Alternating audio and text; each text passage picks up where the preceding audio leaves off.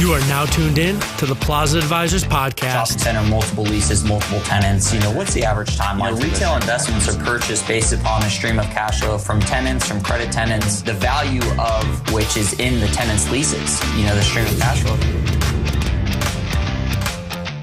Hi, welcome to our commercial real estate podcast. This is Jeff Dervech of Plaza Advisors here. I appreciate you listening in with us. Today we have a great show.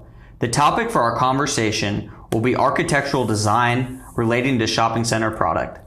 We will discuss trends in the space, how to transform aging centers to new vibrant assets, and renovation tips and efficiencies for owners.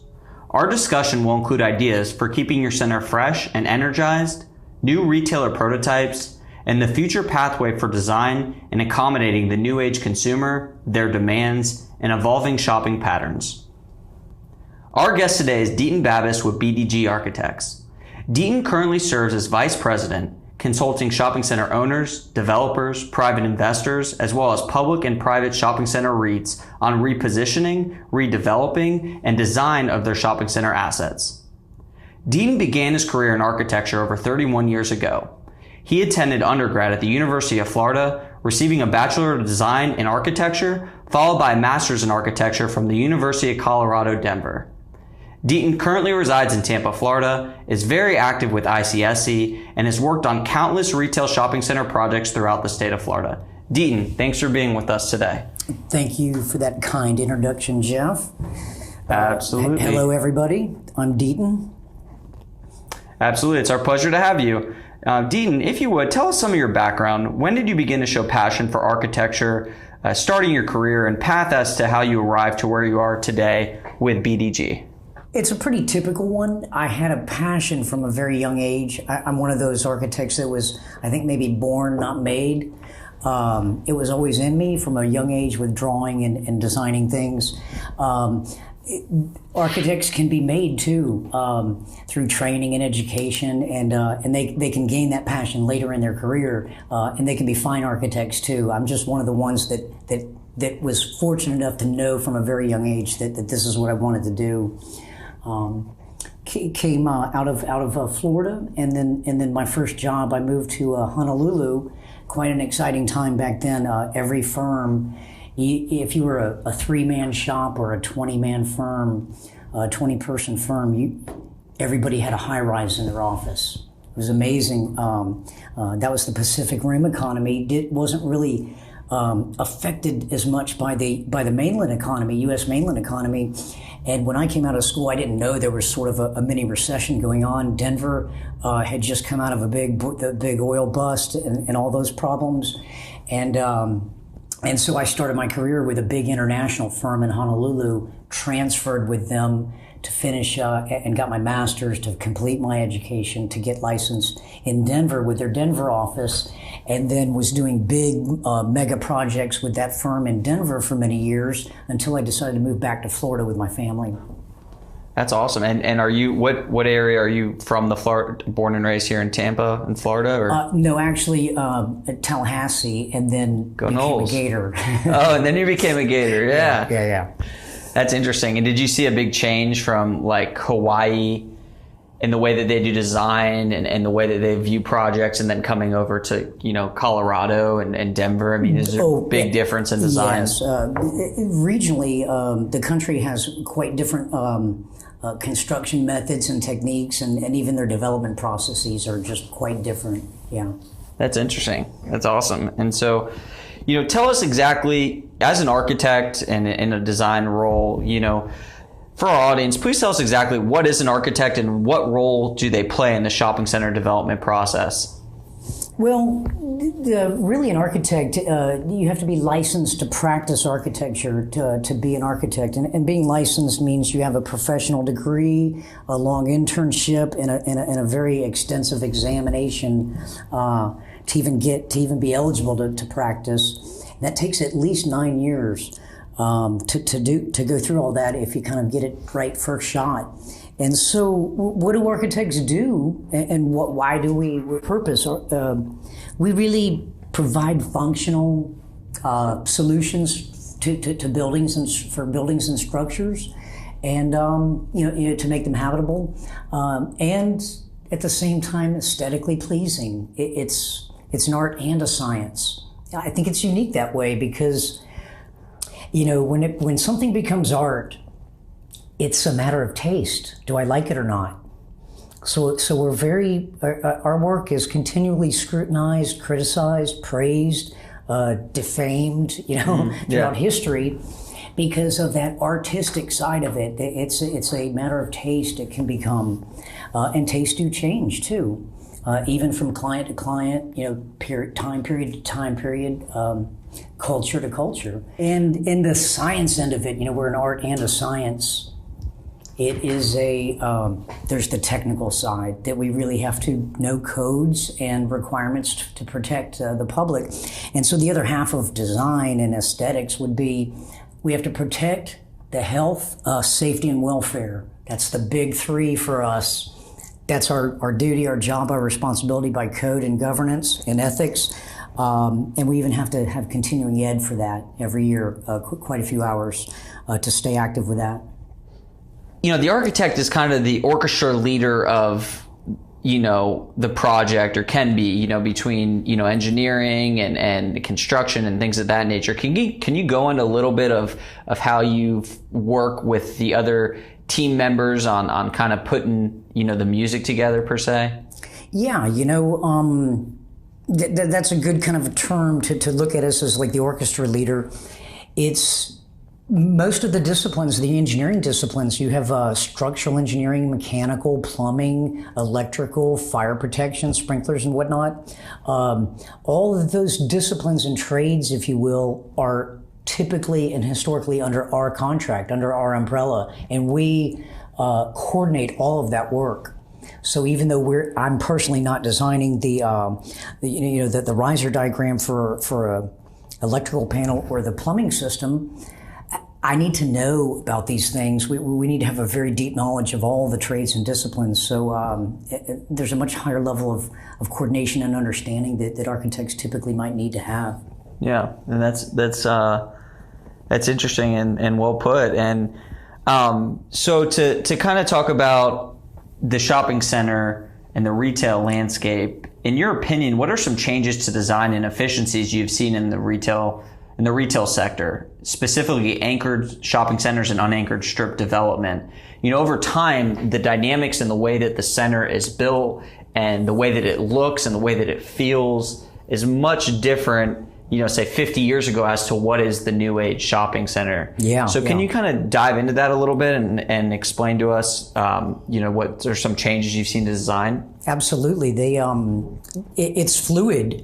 Retail architecture especially is more fluid than other building types and project types, really because it has a shorter life cycle. Tenancies tend to turn over quicker, shorter leases. Greater chances for success and failure for some tenants make these centers more fluid for tenancies. But more importantly, we're not, to be honest, building these buildings a lot of times to be built to last for 50 or 100 years. They tend to want to be more flexible, meaning have the ability to change over time as we change and as tenancies and the way people do business change over time. Yeah, and so you have centers in the past that big box and things of that nature, and those are currently in the process of where the former facility is no longer it's functionally obsolete per se. And then you have different uses coming in and repositioning and re-tenanting with other uses besides retail in some of these larger boxes and some of these shopping centers, from medical to self-storage to multifamily to church uses, amongst others. Can you just talk about what you're seeing in the space as it relates to that? Yeah, I think people back after 2008 took a few more chances out of necessity with their tenants, bringing in different kinds of tenants, because you had to make a strategic decision whether your center was going to continue to be a shopping center maybe, or it converts into something that really is something a little bit different. And when more medical tenants or office tenants and those non-traditional true dry goods shopping tenants or service-oriented tenants, or not as many of them available, there's a tipping point for a center where it just changes, and there may even be no coming back and without a major redevelopment. So these tenants, and of course we took a lot of the big boxes and started bifurcating them and bringing in junior anchors, backfilling those, and that still continues, of course. But there's more specific things that have happened with site plans and power centers and the actual just traditional shopping center layout with respect to junior anchors, big boxes, and specifically inline strips and whatnot. So things have changed and are changing. A lot of different things. Absolutely, and going to some of the grocery anchored shopping centers or other components,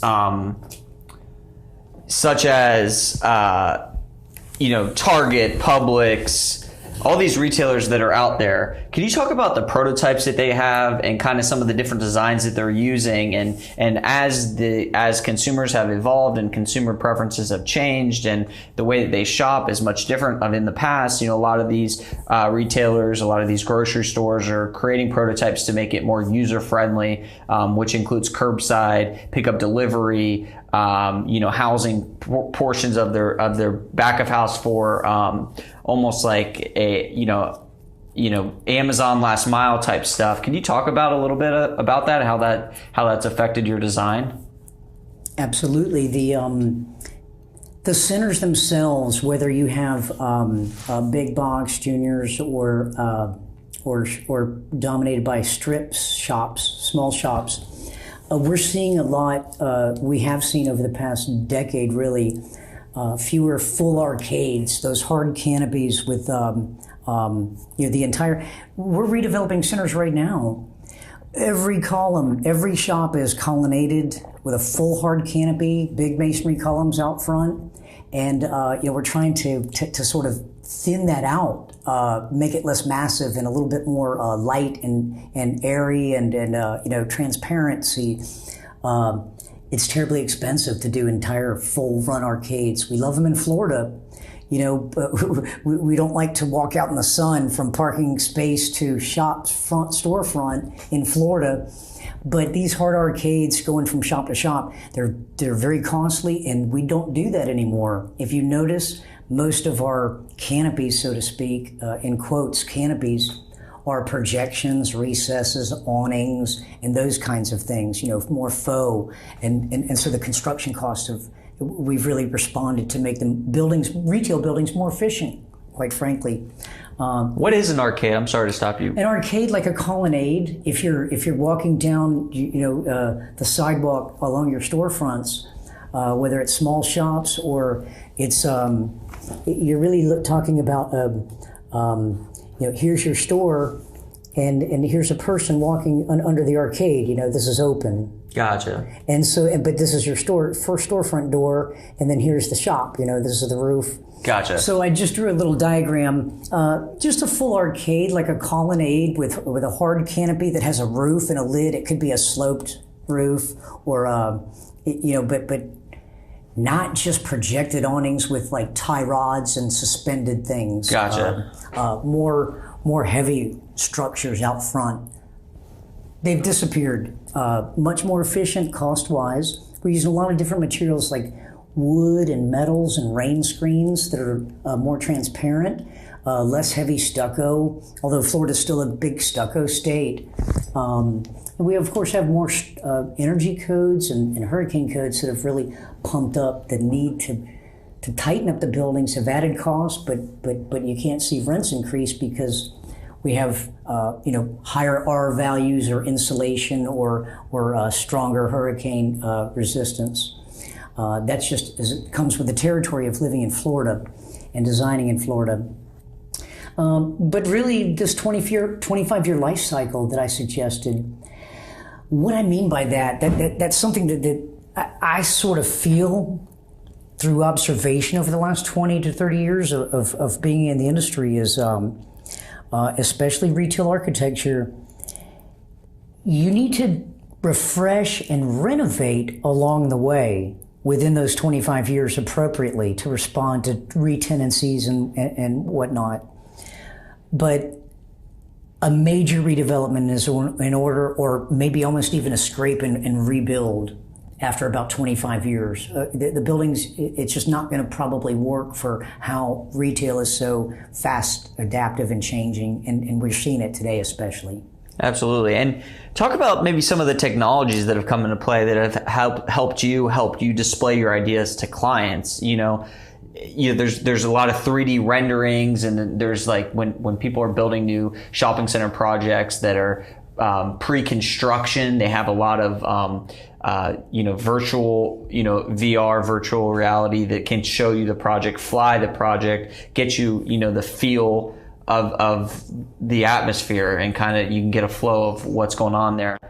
Can you talk a little bit about that? Yeah, that's the exciting part too, is not just helping our clients get permits and get their tenants in and occupied and start collecting rent. That's the end game, but the whole idea of helping to see if a project is even feasible, helping initiate one or kick one off, we can be very valuable for our developer clients, especially as architects, because we can do due diligence reports, and you're talking about the fancy flybys and the beautiful pictures. That helps you sell it to tenants. That helps you make deals. That helps you get a lease signed. So those conceptual lease outline drawings or little test fits or site test fits, if we turn it 3D and give you some facade, add some color, what could the project look like without really going into full design? We can do a lot of pre-development help like that to help you land deals and get early approvals even. You can start to run it by either the important tenants or the prototype type tenants, or because every job has some level of customization to it, sure. Even if you're using a prototype. Getting investors on board with the project? Absolutely. And then a lot of times even getting early feedback from jurisdictions, the authorities having jurisdiction, that ARC, DRC, pre-planning, rezoning approvals and all that. Very site-oriented, but they always want to see the elevation and the footprint along with that early rezone kind of activity. So we plug in earlier than most people might think, and do have that value. Don't underestimate the value of our ability to wear different hats, like for due diligence, to help you with property assessment reports, things that could really add value to your pro formas. So let's talk about that. So if you're a shopping center owner, you're under contract to buy an asset, 15, 20, 40,000 square foot, anchored or unanchored product, primarily unanchored in this example. Talk about what you can do to help a buyer. We love that. We love looking at the property early on and understanding the kind of what the entitlements are. Do they have the ability to develop it in a manner that it could add value to the center?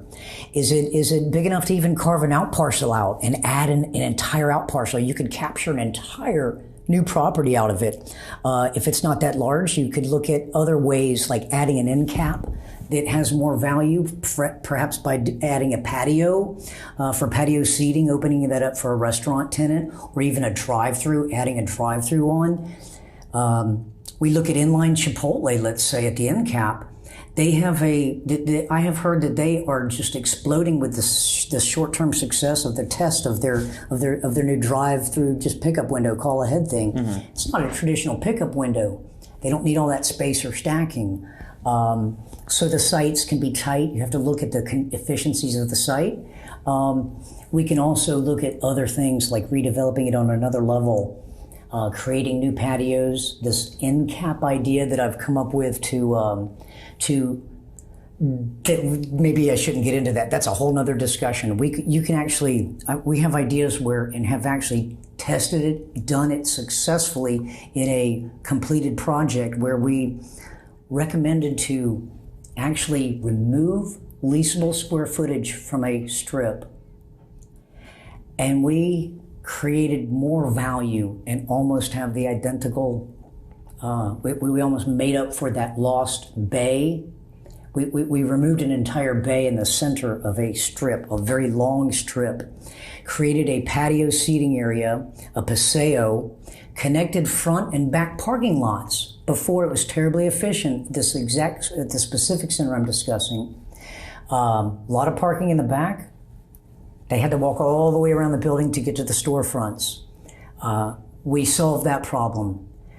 We gave these new inner center tenants that are facing this new patio breezeway that we broke through from front wall to back wall of the building, took an entire 20-foot by 60-foot bay out, basically, and made it a patio.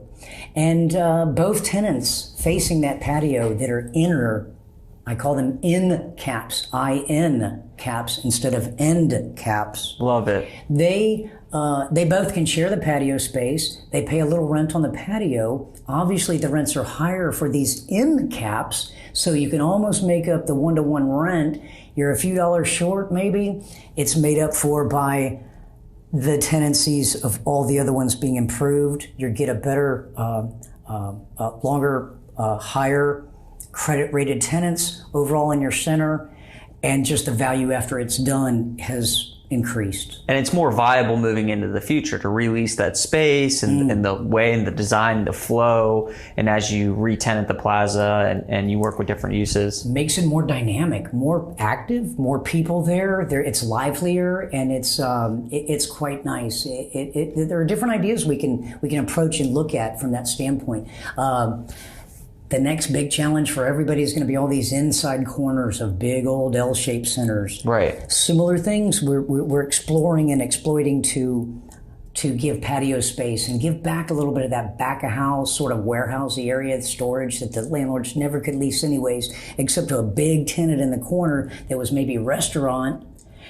Unfortunately, that big tenant in the inside corners, they have the smallest storefront band for signage. Absolutely. So that's always a big challenge. I've got new ideas for that for the next podcast. So 90% of vacancies in shopping centers are in the elbow space.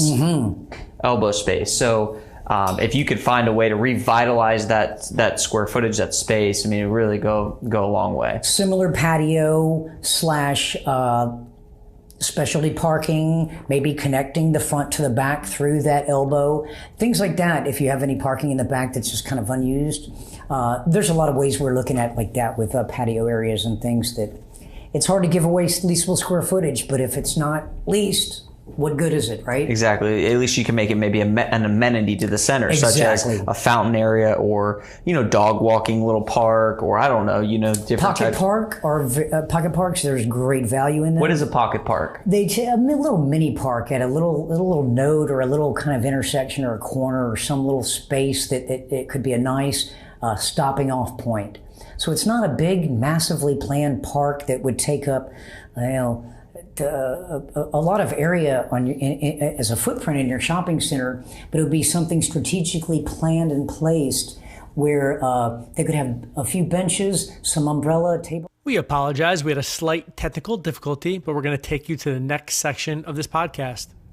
Deighton, can you please walk us through and draw up on a whiteboard per se the ideal shopping center design from building orientation, bay depth, ceiling heights, parking layout, things of that nature? I say orientation, parallel to the road or perpendicular to the road or L-shaped and the different bay depths, 50, 60, 80, 90, 100 and what you've seen kind of throughout your experience and what's worked, what hasn't. I think placemaking, wayfinding, and merchandising are three ideas and concepts that some of our clients, several of them, really focus on. That's got to be our primary focus. There's the placemaking, the wayfinding, and the merchandising, and I'll kind of talk that through as the perfect center of course, varies between project to project, client to client, site to site, but for our clients, those three things, the placemaking, wayfinding, and merchandising, play into that perfect center. Mm-hmm. And it all has to do with bay depth. You talk about that. Well, first, orientation. Is it southeast or west facing? Really, you want to see it. If you can't see it, you can't shop it. Storefront and signage is everything. So we want to be oriented towards the access corridors, towards the street. You have to be visible from the street. You hope to be. After that, it becomes a signage challenge for wayfinding. You want to make wayfinding as easy as possible and clear so the tenants can come in and see the center. So site planning is important, the promenade, the procession into it, a sense of place. You've arrived. There's something special here. I want to shop here and stay here. So orientation, that's A, but there's the bay depth, the configuration, and those kinds of things that I really think you're asking. What's an ideal bay depth? 20 by 60 is still the king, 20 feet by 60 feet deep. That's our basis for at least planning out all the small shop space. That we like to pepper small shops in between junior anchors or bigger tenants to break it up and give a center relief and not be a mile of small shops or just a big cluster of 3 or 4 junior anchors all side by side. The more successful ones will tend to be respectful of those breaks. And when you have a small shop and more junior anchor opportunities peppered together throughout the center instead of being clustered in different areas unto themselves. So along with that breaking up of facades and whatnot comes pocket parks and little landscape opportunities for benches and chairs and seating and whatnot that really helps the center from a planning standpoint, from the shopper standpoint. And, quite frankly, we could talk about landscaping and parking orientation and all those kinds of things, but demising walls, and that's kind of technical. Mm-hmm. A lot of it has to, storefront heights, ideal 12-foot clear interior ceiling heights to allow tenants flexibility for the ones that like to have open ceilings or higher ceilings. And that helps you for the future as well if you re-tenant the space. Flexibility, yep. Absolutely. Maybe the first generation tenant only needs 10 feet, but better plan it for 12 for a tenant that would like more for second generation. Flexible demising walls and signage bands are of utmost importance. Talk about the demising wall and the flexibility with demising walls. How if you split up, spaces 25 feet by 60 feet, 1,500 square foot spaces more or less, and you have it. Talk about how you design these demising walls so that in the future maybe you can plug in a 4,500 square foot tenant or a 3,000 square foot tenant or larger. So can you talk about that? Yeah, at that point, if our design is too broken up, meaning if we give every single tenant their own identity and less of a thematic, we can give them branding elements, perhaps, depending on the importance of the tenant or whatnot, or the location of it. But it needs to be flexible because let's say you have a 12,000 square foot strip, and at first generation you have 6 or 8 bays, whatever the math would work out. Well, inevitably, you're going to get a tenant that wants 4,500 square feet, not 1,200 or 2,400, mm-hmm. and one of those divisible by 20 by 60 bays. Mm-hmm. So as soon as demising walls start shifting, you have to be flexible, especially when you're planning it from scratch, because you don't know who those tenants are going to be yet until you lease it. A lot of times we start designing the shell and the storefronts and facades before we know every tenant that's going to plug in there ultimately, first generation. So that's where we have to be very mindful of those signage bands and be flexible enough for our design to adapt to a tenant getting wider or skinnier and still allow them to have their own storefront, signage band, and identity that doesn't overlap, say, with another tenant. Sure. Yeah. And then, parking layout,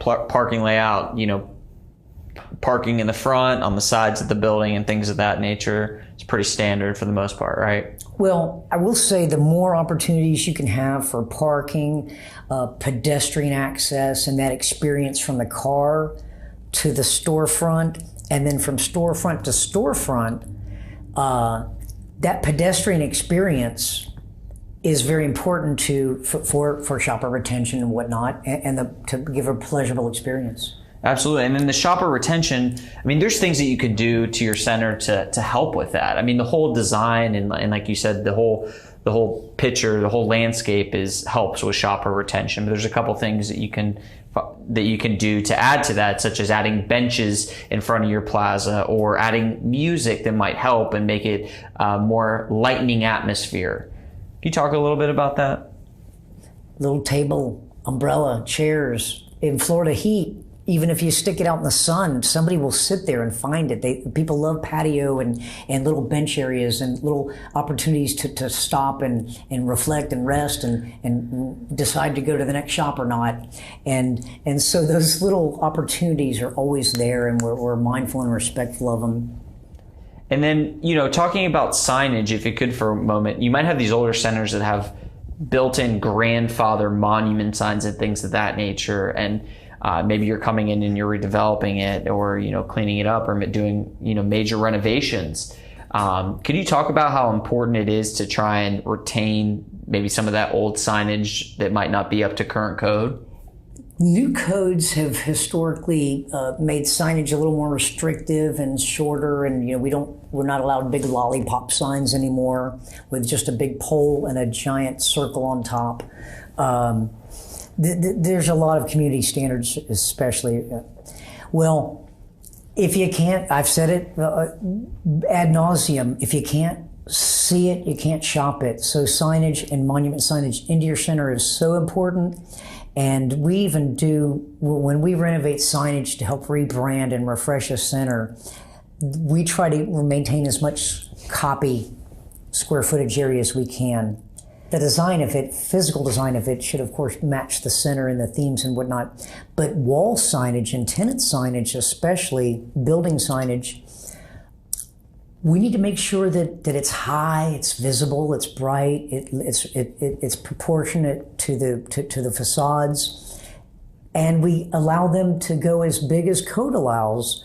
A lot of times, we don't want to crunch them down and design small sign band areas where code would allow them bigger, but they quite frankly can't fit it on there. That would be a poor design. So we will even take older centers with signage that is low or maybe even non-illuminated, chain hung or something like that. We have an example of a shopping center in Naples where we literally took the signage, raised it up higher, created a new sign band above the canopy for slat work, and put them on a new sign band, raised it up, a lot more opportunity for visibility. Absolutely. And the banners underneath the overhangs and things of that nature, so you can see all the retailers down the row. We had a center that was a mile long. I mean, a 400,000 square foot center, continuous arcade, colonnade. We had blades. We installed blade signs, perpendicular, small placards perpendicular to the storefronts at each door. That you, as you're walking down the sidewalk, you see all those tenants down the line, and get you excited about something down the line a little bit. And what are some ways that you've got creative with some signage? You have so many municipalities that are so strict on their sign codes and things that they can do. I mean, for instance, down in downtown Sarasota, it's a Staples or like an Office Depot that actually did their sign inside of their building envelope and put a piece of glass in front of that. You always got to figure out ways to work with with the limits that you have. Yeah, I did an interesting signage design at a Bank United in town here, where we pulled it in front of that glass like you're talking about up high, not right up against a solid wall. Is it individual letters or a box sign? That's one thing, but signage can really make or break your project. There's not really huge innovative. Well, I take that back. It's an entire industry unto itself, signage is, but it's tenant-driven and prototype-driven a lot of times. It's all about their branding. So we don't mess around with signage too much in terms of trying to make it avant-garde and flip it upside down. There's a comfort and certain rules to play within signage. We let the tenant take the lead on what they want. And if we have exciting opportunities, there's an example where not able to do illuminated signage by jurisdiction. It had to be externally illuminated, meaning like gooseneck fixtures or light fixtures shining on it, right, to illuminate it. Well, we put the Publix sign on the water tower and had the lights shine on the water tower that lit it up. And so, we pulled that was a creative way to take a sign and do it, represent it in a totally different manner. I've seen some drugstores, Walgreens, and things of that nature actually paint their sign on the building.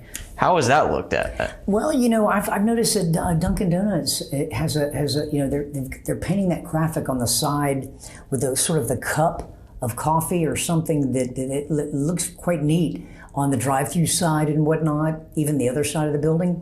There's a dangerous line we could walk between what is building graphics and signage and what's not. Murals and things like that are beginning to pop up into centers and things more reactive or proactively artistic, let's say. Sure.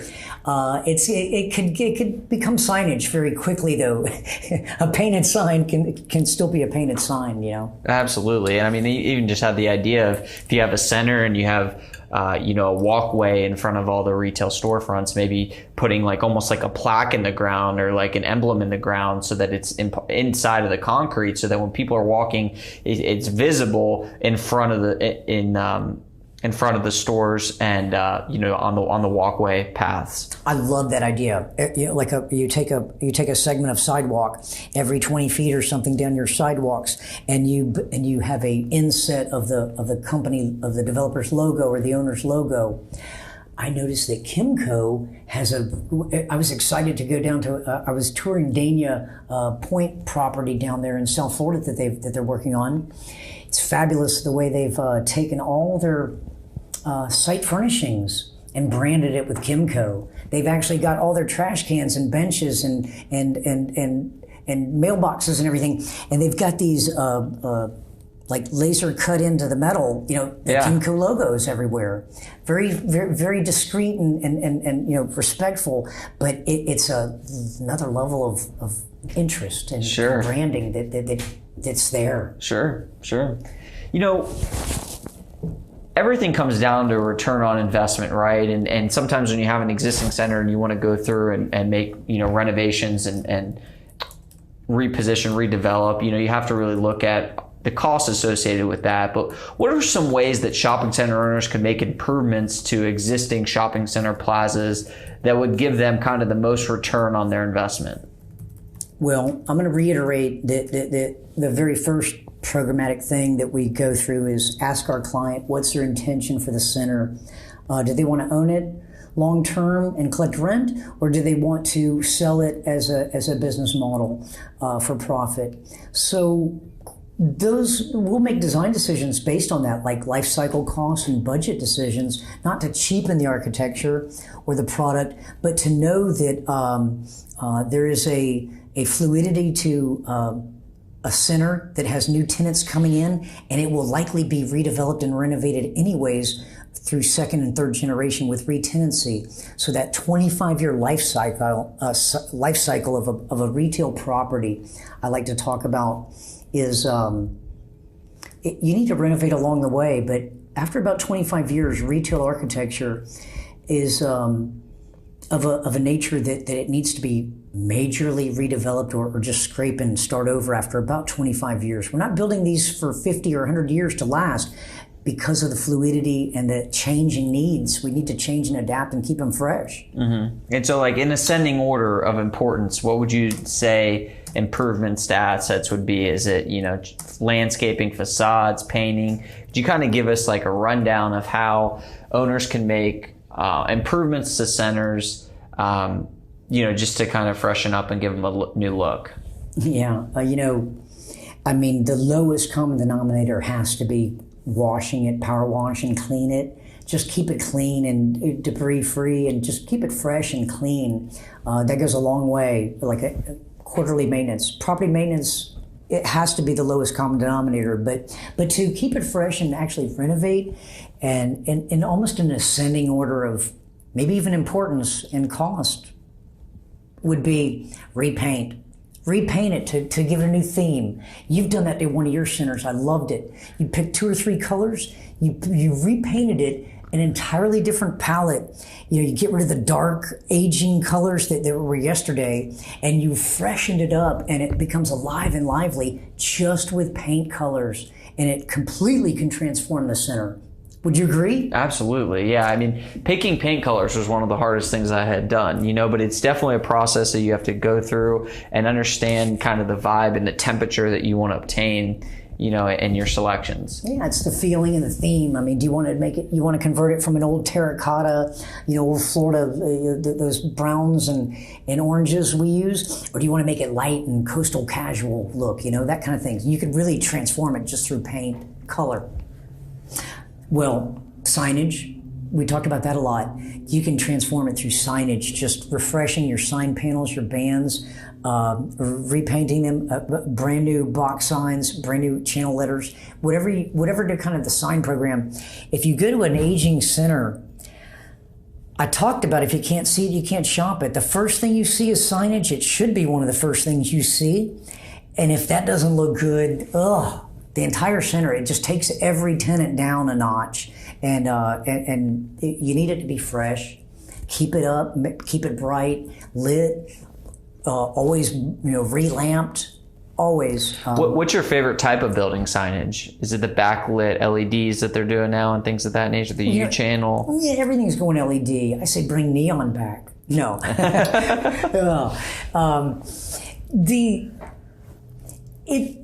More and more people and jurisdictions want individual letters, not big box signs. But otherwise, that's its own industry and its own science of just the way signage is made and whatnot. But people like big individual letters and color. You need to decide if you want to theme it with everybody has the same color, size, and whatnot. You have to allow tenants to have as big a sign as code allows. We've not done a good job of design. If we create a sign band and the tenant has to cram their sign into a little band, but by code they're allowed bigger. They need to get as big as they can, or they're allowed to be. That's one of our jobs to make sure we do. Absolutely. And so what are some things that owners can do to their parking lots? Obviously restriping, repaving, what are some added benefits that they can get by doing that? Yeah, a reseal of your lot and restriping it can be very inexpensive, and it immediately freshens it up. If you drive into a new center and it's got a fresh blacktop and not an old cracked, faded everywhere, and all the stripes are, the stalls are faded, that looks like a brand new center overnight. Fresh paint, it's clean, and a new striping. That alone looks like a brand new center overnight. Absolutely. And then the restriping, you can get added parking spaces there as well, correct? Bingo. A lot of times, some of the older centers especially, we're playing with big, giant 10 by 20 foot stalls. A lot of times we can pare that down to maybe a 9 by 18, even reconfigure the parking lot without kicking into a rezoning by restriping and redoing the aisles and directions, where we can pick up another 2 stalls per row sometimes, and the property can, without trying too hard or moving a lot of landscape islands, getting another dozen parking stalls for your center. The beauty of that is flexibility always to have more parking for different kinds of tenants like restaurant, the higher occupancy tenants like restaurant, always looking for more parking for them. Absolutely. Who doesn't, as an owner, who doesn't like more parking at their plaza? And that's a great way to get that added benefit just through restriping. Deighton, talk to me about facades. I mean, let's talk about facades. What are some ways that owners can, change the elevation of their center, give it a new look, and, with new bands that are stuccoed, and give it kind of some depth and the visual appeal? Can you talk about that for a little bit? Yeah, if you're really renovating a facade, a lot of people say, I'd like to renovate the facade. And so other than just understanding budget and how far we go, not to over design, it's all about that return on investment. Quick note to that, I like to say if there's a move I make that might be self-serving, like some design move, and I add a feature to a building, if that's not really responding to a tenant's program or the clients or our developers' wants and needs and interests, then it's not really needed. And does it earn one more dollar of rent? If the answer is no, I need to think maybe we don't make that move. We'd be more efficient about it. Let's put our focus somewhere else, like on the appearance of the facade, to make it aesthetically pleasing through materials. Not just color and signage changes, but you could change the actual material. You could add stone or just veneers and cladding like that without changing the actual construction of the wall. Sure. So those new kind of materials you can lay on, whether it's metal panels, wood panels, rain screen type things, to change, maybe if you want to change from a stucco look or a heavy stucco look. Or it can be very efficient to do that and really transform the look of a facade. Of course, new storefronts and will always look good, but storefronts are storefronts. They're terribly costly to change unless we need to change them for tenants with new and upgrade to hurricane codes and insulation and things like that. Yeah, because I mean, the glass storefront can be some of the most expensive components to a face, right? And it could be like 20 to 50% of your facade. A lot of times your glazing is. And so, the frame material, it has to look good and fresh, and even the color of all your storefront frames could be designed with a color or repainted to give some pop or accent.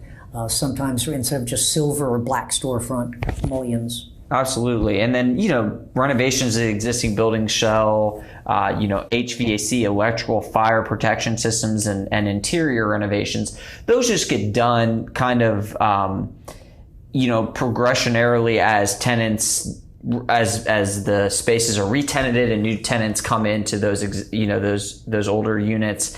A lot of those upgrades do occur during that period of time. And then, talk about the reconfiguring of the entire property, to highest and best uses, creating new end caps, creating end caps, rezoning, replatting. Could you talk a little bit about that? We talk about renovation and those levels of renovation. And so renovation is different than redevelopment. If you look to redevelop your center, you're looking at different kinds of ideas and bigger ideas to maybe increase your revenue.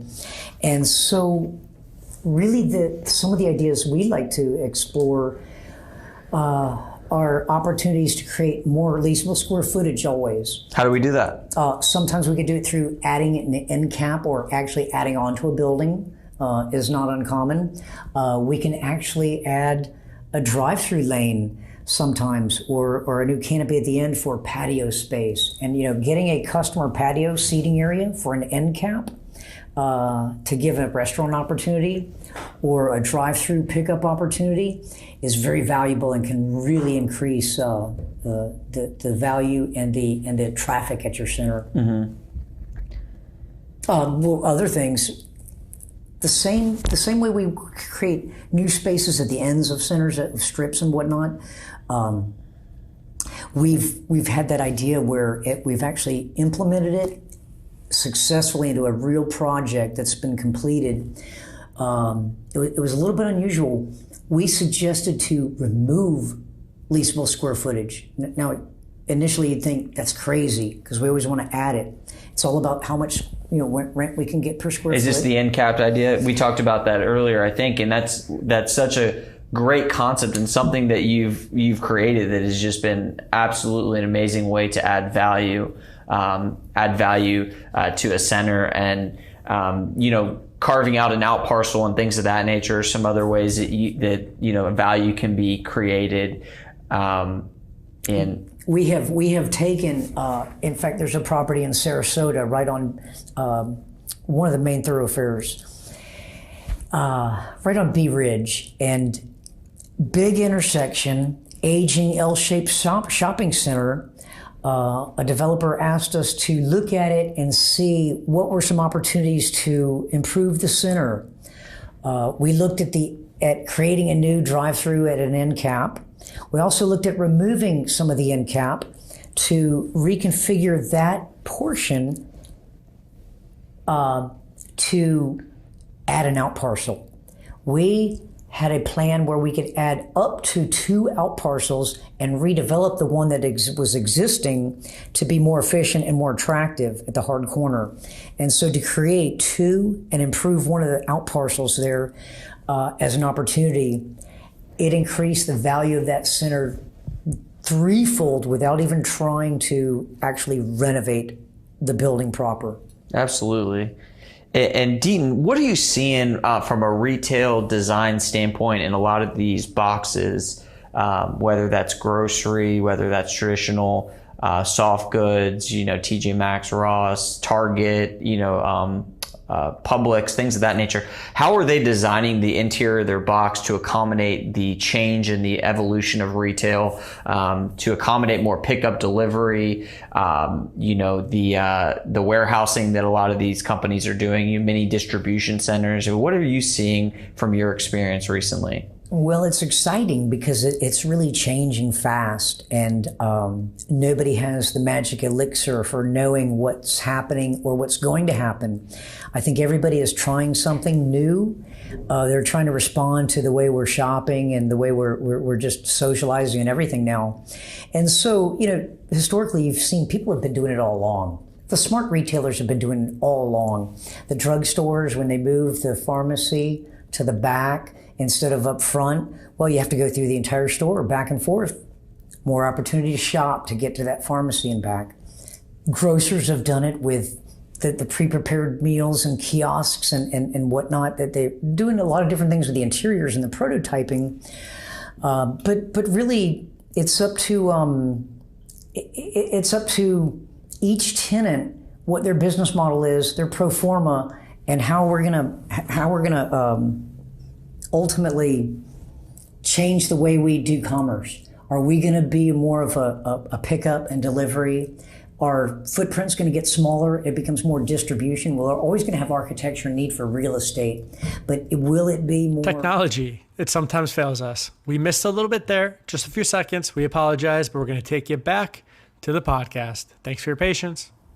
If they're not even active, they're there. There's a driveway, there's a lane, a canopy, and it's just blocked up right now, but it's ready to pop open to make that sort of delivery window and distribution from that end of the building. It's exciting. Everything's changing so fast. We don't know yet. Absolutely. It's the same thing with the Uber and the Lyfts and the new designs going into new retail projects. And now, hey, pickup windows now in the restaurant, a second pickup window just for Uber. Yeah, all those things are happening today. What about the concept of ghost kitchens? Maybe looking at ghost kitchens and maybe some of these elbow spaces and things of that nature. What is your opinion and your thoughts on ghost kitchens, to much as you know about them?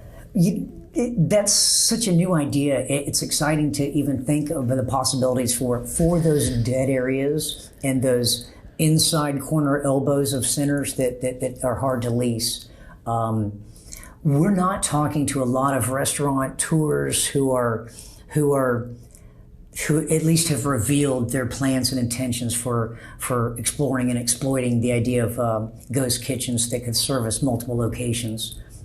Yeah, but it's happening. We know it's happening. I'd like to help plan some of those spaces and even reduce square footages for the stores that they do deliver from to help their business model. I think that'd be an exciting dynamic to figure that all out with them. We have the tools to help. It's happening. It's not going to go away. Might as well figure it out, right? Absolutely. And, this is such a great industry. You're so lucky to be a part of it and, to wake up every day and do something that you love, to work on projects. That's what I love about what I do, to be able to work on a project and see it the whole way through, and then, you know, stand across the street and watch consumers interact with the asset, shop the asset, go into Starbucks, come out happy with coffee, go into, you know, a grocery store, come out with groceries, and seeing how it impacts local communities and commerce, and you know, it's just that's what gets me excited about what we do. That's what it's all about. The success of the project, the success that our clients can experience with their revenue. It may sound trite, but that's what it's all about. Will the tenant be successful? That means the developer and the owner is successful. That means I was successful, because I don't care how pretty my facade looks. Look at that. Look at me. Look at what I designed. That's not what it's all about. It's when you see it being used and enjoyed by the public, right, and it's full of tenants, 100% leased, and the parking lot is full. That's a successful project. Absolutely. And retail will continue to evolve. I think, you know, 10 years ago, the shopping center tenant mix was 10 to 20% restaurant-based uses. Now, in today's day and age, it's closer to 20 to 40% of the restaurant the tenant composition is made up of restaurant-style uses, and we're going to continue to move forward with experiential retail, things to get us off of the couch, service-based, internet-resistant uses, and our industry is just so fluid, and it's ever evolving, and it will continue to evolve. And there will be winners and there will be losers. The ones that decide to invest in kind of the omni-channel approach will be successful. The ones that don't will, quite frankly, go extinct, more or less. And so, you know, our industry, it's so ever changing. Yeah, you know, if we can do good placemaking, you know, good responsive placemaking, then we're giving the public, the customers, the shoppers, we're giving them that sense of something else, some activity, that sense of excitement, that what is that it factor? What's the word that I'm looking for? That experience? That experience, that capital E. That's all I ever hear anymore is experience. Customers want an experience, and you know, let's give it to them. Absolutely. Well, Deighton, I appreciate it. You know, I enjoy our conversations. You're always on the cutting edge of what's going on in the industry from a design, from a placemaking standpoint. Very thought-provoking. I enjoy our dialogue, and you know, you're a preferred vendor for us, and we look forward to continuing to work with you and referring our clients to you, and working on many other projects into the future. So I want to thank you for your time here today. Thank you. It's amazing that you have this program to share, you know, to be knowledge sharing, and I'm just pleased that you thought I had anything to contribute to your audience, because this is what I do, this is what we do, it's our passion, and I think that you're just excited about it as I am. So I appreciate the opportunity. Thank you. Absolutely. Thank you so much, Deighton.